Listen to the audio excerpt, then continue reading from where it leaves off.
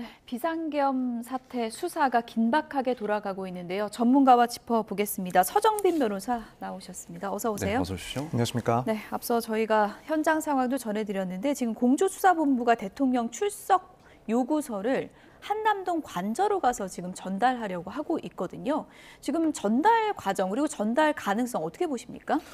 사실 지금까지의 상황을 봤을 때 대통령실 측에서 이것을 수령을 할지 여부에 대해서는 아직까지는 조금 미지수가 아닌가 싶습니다. 사실 지금까지 이렇게 이원화돼 있는 수사 지금 기관들, 그러니까 경찰과 공수처, 국방부가 포함되어 있는 그런 공조단, 그리고 또 검찰, 서로 사실 이 윤 대통령에 대한 소환 절차에 대해서 상당히 속도를 내면서 진행을 양쪽에서 하고 있는 상황으로 보입니다. 지금 오늘도 이런 전달을 또 진행을 하고 있지만 또 검찰에서 밝힌 바에 의하면 이미 11일에 이제 15일 출석을 요청을 했지만 출석을 하지 않았다. 그리고 또 2차 소환을 통보할 예정이다. 이렇게 또 발표를 한 상황에서 양쪽에서 지금 이 대통령의 소환에 대해서 상당히 속도를 내고 있는 상황으로 일단 읽혀지고 있습니다. 예. 근데 어쨌든 앞서서 이제 대통령실에 가서 이제 총리실 그 비서실을 통해서 전달하려고 했지만 이제 안 됐고 지금 그래서 관저로 간 건데 계속 지금 거부를 하고 있는 상황이잖아요. 출석에 대해서. 근데 그 다음 수순은 어떻게 되는 건가요? 계속 거부할 경우에는? 사실 이렇게 거부를 하는 것은 아무래도 이런 소환 절차에 대해서 직접 그것을 받았을 경우에 여기 이후에 또 소환을 하지 않으면 누가 보더라도 이제 소환 사실을 알고 있었지만 여기에 대해서 출석하지 않았다. 그래서 불리한 쪽으로 작용이 될 수 있기 때문에 이렇게 계속 거절을 하고 있는 상황으로 보이고, 만약 이런 절차가 반복돼서 그러니까 소환 그 요청을 아예 거부를 한다든가 혹은 그런 것들을 발송받았더라도 이후 소환에 응하지 않는다라고 한다면 결국 이 부분은 이후에 체포영장이라든가 혹은 구속영장의 청구가 될 수 있는 그런 사유에 해당할 수가 있습니다.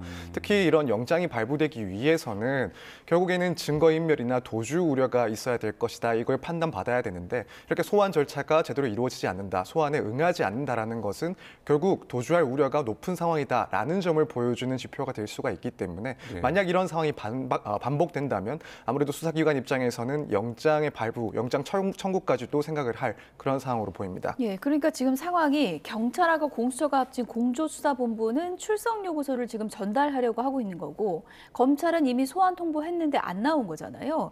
체포영장 청구의 명분은 좀 어느 쪽에 더 있다고 보십니까, 상황이? 사실 지금 양측에서 모두 청구를 하고 그런 요청을 하고 있는 상황이라 어느 한쪽이 더 우세하다라고 보기에는 조금 어려울 것 같습니다.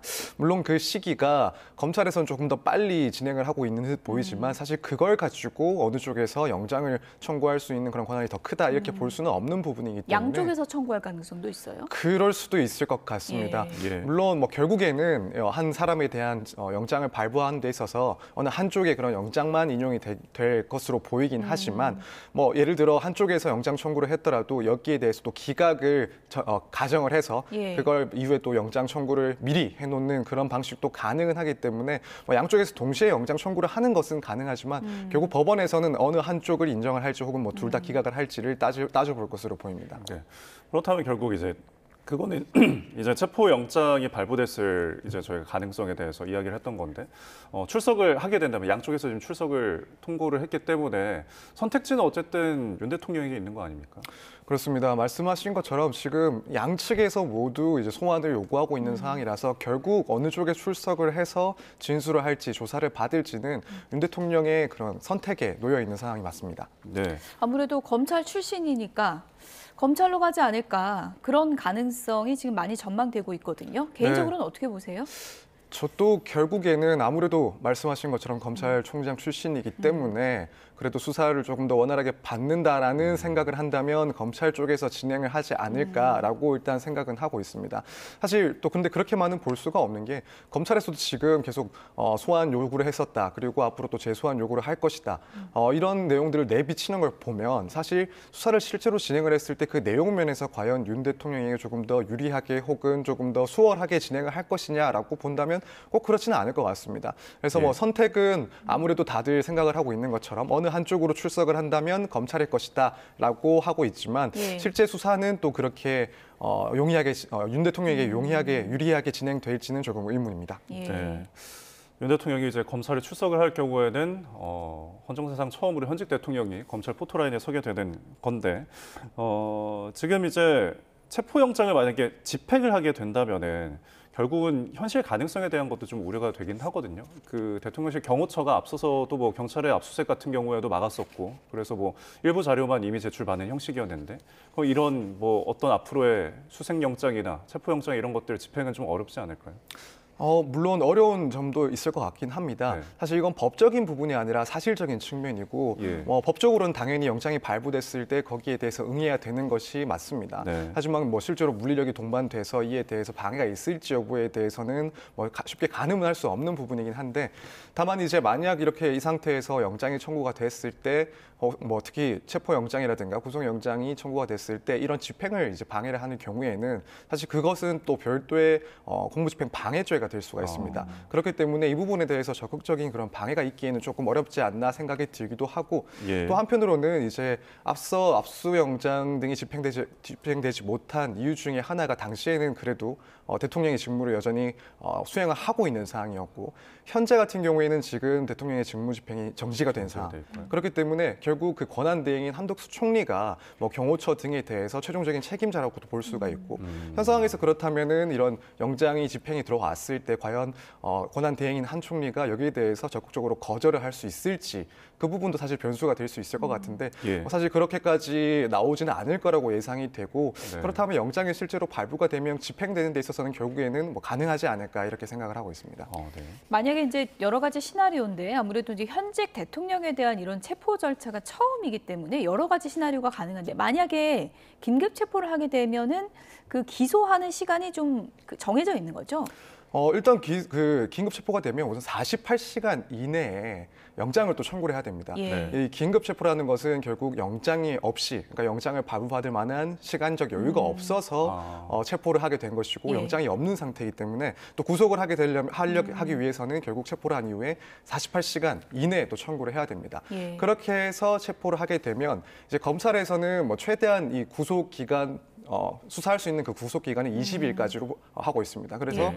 20일 이내에 기소에 필요한 그런 조사들을 모두 완료를 하고 네. 그 안에 결국에는 기소를 결정을 해야 됩니다. 예, 그런데 이제 영장 청구를 하려면 그 내용을 적시를 해야 되는데, 그래서 이제 많은 분들이 지금 대통령에 대한 조사가 생각보다 굉장히 빠르게 진행됐다라고 하지 않습니까?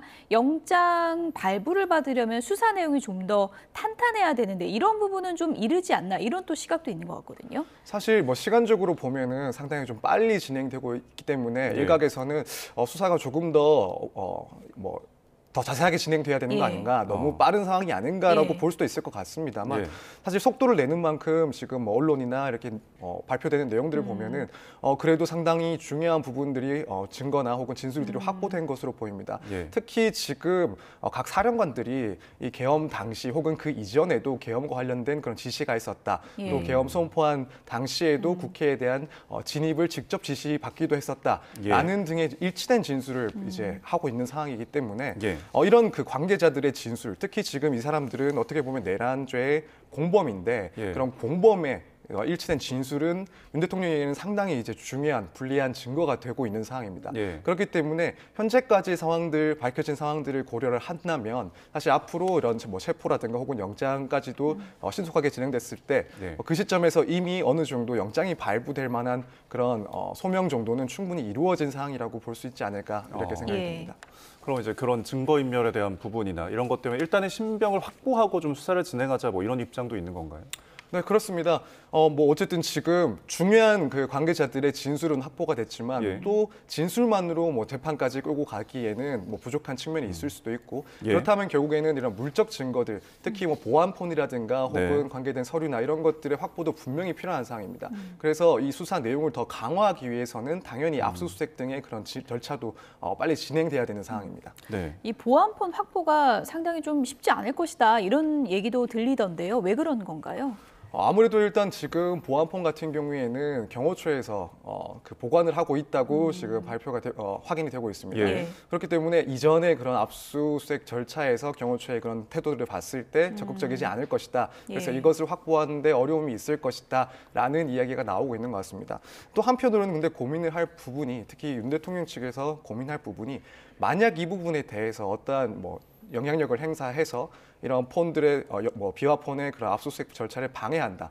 이것은 뭐 어떻게 보면 형사 절차나 이런 부분에 있어서는 본인에게 유리할 수도 있긴 한데 예. 문제는 이게 또 탄핵 심판에서 영향을 줄 수도 있습니다. 사실 예전에 박근혜 전 대통령 같은 경우에 그 특검의 그런 조사에 응하지 않았다, 혹은 압수수색 절차에 대해서 응하지 않았다, 이런 점이 결국 대통령의 헌법 수호 의지를 보여주지 못했다라고 판단을 받은 바가 있습니다. 예. 그렇기 때문에 여기서 만약 이 중요하다고 판단되는 증거에 대해서 방해 같은 그런 일들이 발생한다면 이후에 탄핵 절차에서 이 부분이 오히려 윤 대통령에게 불리한 측면으로 또 작용이 될 수 있기 때문에 이 부분을 또 고민을 할 부분이 아닐까 싶습니다. 예. 네. 탄핵 심판에 대해서 언급을 해주셨으니까 이제 헌법재판소 이야기도 해보겠는데 오늘 일단 헌법재판관 첫 번째 회의를 이제 열었고요. 지금 진행 중인 것 같은데 오늘 회의에서는 어떤 점들이 좀 논의가 되고 앞으로 쟁점이 무엇이 있을까요?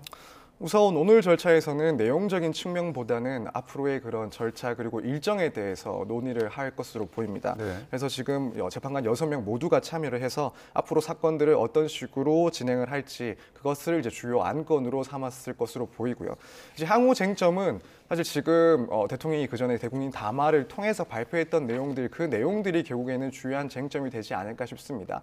일단 첫 번째로는 대통령의 그런 헌법과 법률을 위반한 사실이 있느냐, 이 부분을 따져볼 건데 결국 지금 윤 대통령 측에서 얘기하는 이것은 뭐 헌법상 절차 그리고 권한 내에서 행해진 계엄이었다라는 부분들, 그렇다면 여기에 대해서 실제로 그렇게 판단할 수 있는지, 그래서 헌법을 위반했다고 볼 수 있는지가 첫 번째 쟁점이 될 거고요. 예. 이제 두 번째는 그렇다면 이것이 대통령을 파면에 이르게 할 정도로 중대한 위반이라고 볼 것인지, 여기에서도 뭐 사실은 윤 대통령의 입장에서는 뭐 강하게 또 방어를 할 거기 때문에 이 점 역시도 이제 주요 쟁점 중에 하나라고 볼 수가 있습니다.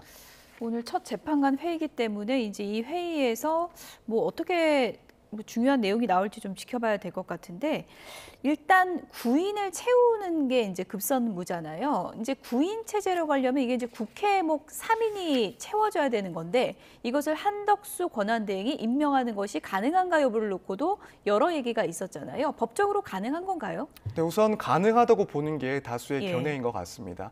이제 지금 권한대행 체제이기 때문에 특히 이런 뭐 총리가 대통령의 권한을 대행할 때 그 대행할 수 있는 범위가 어디까지인지 논의가 있기 때문에 이런 이야기가 나오고 있습니다. 예. 그런데 이제 다수의 의견들은 뭔가 현상을 유지하는 범위 내에서만 그런 권한을 행사할 수 있다. 왜냐하면 대통령과 달리 국민들이 뽑은 사람이 아니기 때문에 예. 이런 민주적인 정당성 확보 측면에서 그런 적극적인 권한 행사하는 것은 조금 어렵다라고 보고 있습니다. 하지만 지금 이 상황 같은 경우에는 국회가 결국 3명을 선출을 하고 예. 결국 그 대통령 혹은 그 권한 대행은 거기에 대해서 임명만 해주는 그런 절차이기 때문에 이 부분까지도 뭐 적극적인 그런 권한의 행사다라고 보지는 않는 게 다수의 견해입니다. 그렇기 때문에 예. 이후에 이제 추천됐고 선출되는 이 후보자들에 대해서 한덕수 이제 총리가 권한을 대행해서 임명하는 것에는 큰 문제는 없을 것으로 보입니다. 예. 네. 어쨌든 과거 박근혜 그 대통령의 탄핵 때도 이제 대법원장 추천 목에 대해서 이제 황교안 총리가 대행이 이제 임명을 했던 경우도 있으니까요. 그 다음에 또 이제 주목을 받는 게 아까 언급하신 것처럼 이제 형사 소송으로 넘어가서 재판을 받게 되는 상황과 동시에 이제 헌재 심판이 이루어지고 있는 상황에서 어쨌든 같은 건에 대해서 이게 동시에 이루어지다 보니까 지금 이야기가 되는 게 헌법재판소법 51조가 변수가 될 수 있다라는 건데 이 부분이 어떤 건가요? 네, 지금 헌법재판소법 그 51조를 보면은 예. 이제 피청구인, 그러니까 탄핵이 된 윤 대통령의 경우에는 그런 탄핵 심판 청구 사유와 동일한 내용으로 만약 형사 소송이 진행되고 있는 경우에 재판부는 그 심판 절차를 정지할 수 있다라고 규정이 되어 있습니다. 그래서 일각에서는 만약 이제 기소가 돼서 형사 재판이 진행된다면 이 규정을 근거로 해서 그 탄핵 심판을 멈춰둘 수 있는 거 아니냐라는 이야기가 나오는데 이 규정을 보면은 결국 할 수 있다. 그러니까 이 재판소에서의 그런 재량권을 인정하고 있는 부분이라서 실제로는 이런 부분 때문에 형사 재판이 진행되고 있다는 부분 때문에 정지되기는 어려울 것으로 보입니다. 특히나 지금 대통령에 대한 탄핵 심판이기 때문에 이게 심판이 만약에 늦어지게 되면 그런 권력의 공백이 너무 길어지게 되고 그런 점들도 당연히 이제 재판관들은 고려를 할 것이기 때문에 사실 이 규정에 따라서 심판을 정지하지는 않을 것이라고 일단 예상을 하고 있습니다. 예. 지금 뭐 앞으로 심리가 진행되는 동안 이런저런 이제 변수들이 있는데 오는 4월까지 만약에 계속 진행된다면 4월에도 또 한 가지 변수가 있습니다. 문영배 헌법재판소장 권한대행 그리고 이미선 헌법재판관의 임기가 4월 18일에 이제 종료가 되거든요. 이렇게 되면 이제 문재인 전 대통령이 임명한 두 사람이기 때문에 4월 18일 이후까지 가는 것을 윤석열 대통령 측에서는 선호할 수 있다. 이런 분석도 있더라고요. 네, 지금 뭐 언론이나 이런 것들을 보면은 이제 현재의 그런 헌법 재판관들의 그런 성향들 이런 것들도 좀 분석이 되고 있고 말씀하신 것처럼 4월이 지나서 과거 이제 문 대통령이 임명을 했었던 그 재판관들의 임기가 끝나고 새로 이제 재판관들이 선출되면 예. 그 정치 성향에 따라서 조금 더 유리해질 수 있지 예. 않나 이런 얘기가 나오는 것 같습니다. 네. 물론 뭐 그렇게 볼 수도 있지만 사실 지금 이 정도 사안 그러니까 대통령이 정면으로 헌법을 위반했는지 여부를 따지는 상황에서 과연 이 재판관들의 그런 정치적인 성향 물론 그것도 저도 정확한지는 모르겠지만 이렇게 네. 평가받고 있는 성향이 과연 이 결과에 영향을 미칠까라고 생각한다면 저는 개인적으로는 그렇지는 않다라고 봅니다. 근데 만약에 5월까지 계속 넘어가면 그럼 7인이 심판하게 되는 건가요? 만약 그 임명 절차가 또 늦어지고 한다면 예. 그렇다면은 뭐 7인까지도 7인에서 이제 결론을 낼 수도 있긴 합니다. 뭐 다들 아시겠지만은 현재 6인으로도 탄핵 심판 자체는 개시할 수가 있고 결론을 낼 수 있다는 입장이라서 임명 절차가 늦어진다면은 7인으로도 결론 날 수 있긴 하겠지만 사실 또 그렇다고 하면 국회에서도 당연히 또 이런 후보 추천을 국회에서 하진 않겠지만 예. 어쨌든 그런 권한 대행에서 어쨌든 이런 공백 그러니까 재판관의 공백을 그대로 또 유지하는 것은 또 정치적으로 상당히 좀 부담이 되는 상황으로 그게 보이기 이제 때문에 대통령 몫이라서 여러 해석이 있는 것 같습니다. 네, 예. 그리고 그 부분은 사실 뭐 한두 세 또 그때 가서 또 다시 이제 이것을 권한 내에서 행사할 수 있을 예. 것인지 네. 혹은 그 범위를 벗어날 수 있을 것인지 이 부분에서는 또 다시 한번 논의가 나올 것 같긴 합니다. 그게 명확하게 정해져 있지는 않은 건가요? 네, 그렇습니다. 이 부분은 그래서 해석에 맡겨져 있는 부분이긴 해서 예. 사실 이런 부분까지 뭐 지금까지 이런 일은 또 없었기 때문에 이런 일들이 발생했을 때 실제로 가능할지 여부에 대해서는 조금 논란이 있을 부분인 것 같긴 합니다. 예. 네, 헌정사 초유의 일들을 저희가 겪고 있는데 그러면 이제 윤 대통령의 탄핵 심판이 어느 정도 걸릴 것인가에 대한 이제 예상들이 또 분분하거든요. 뭐 일단은 내란 범죄 행위 쟁점이 일단 단일하다. 박근혜 전 대통령 때는 굉장히 많은 혐의들이 있었지만 그래서 조금 더 덜 걸릴 것이다라는 의견이 있는데 이 부분 어떻게 보시나요? 일단 저도 그런 다수의 의견에 상당히 동의를 하고 있습니다. 지금 탄핵소추안도 결국에는 이런 효율성, 그러니까 빨리 시간적으로 단축을 시켜서 심판을 받게 하기 위해서 이 단일한 내용, 이 계엄 사태에 관련된 내용만 담아서 이제 청구를 한 것이고 말씀하신 것처럼 다른 사안들과 비교했을 때 비교적 그 사안은 간단하긴 합니다. 그걸 따지는 것은 물론 뭐 복잡한 법리 구성 같은 것들이 있긴 하겠지만 예. 결국 그 문제되는 쟁점은 크게 보면 한 가지이기 때문에 결국 이 재판은 상당히 좀 신속하게 이루어지지 않을까. 그래서 뭐 과거의 사례를 비춰봤을 때 뭐 박근혜 전 대통령 같은 경우에는 약 3개월 정도가 소요가 됐었고 노무현 전 대통령 같은 경우에는 약 2개월 정도가 소요됐는데 사실 그렇다면 좀 빨리 진행된다면 3개월 이내에 충분히 심리를 하고 판단 나올 수 있지 않을까 이렇게 보고 있습니다. 예.